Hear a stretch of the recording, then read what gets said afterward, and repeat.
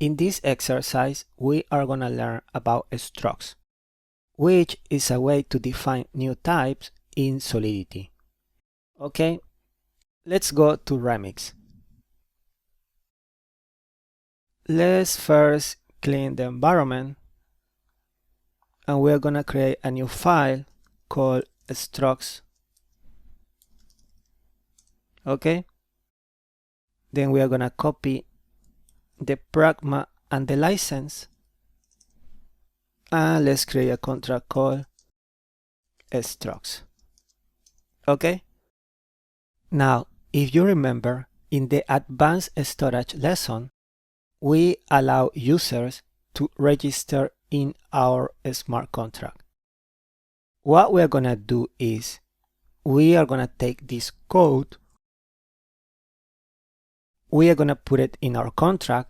However, now we are going to allow users to register more information about them. Okay, and to do so, we need to create a struct, and we're going to call it user. Okay, and now we can define types inside this structure. For instance, we can store the age, and we can also store the name of the user. Okay, now instead of storing here simply the age, we can store the user, and let's rename this mapping to be called users. Okay, now here we are going to allow the users to pass the age and also a string for their name.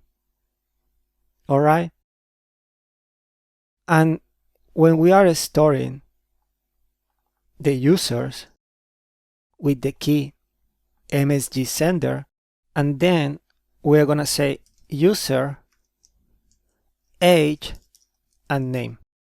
Okay, so we are saying to the mapping users with key msg.sender, I want to assign the value of a type user that is going to contain these two values. All right, and here we need to specify in the string memory. All right, and now it's working. Okay, so let's test. I'm going to deploy the contract, and now I'm going to register by passing my age and my name, transact,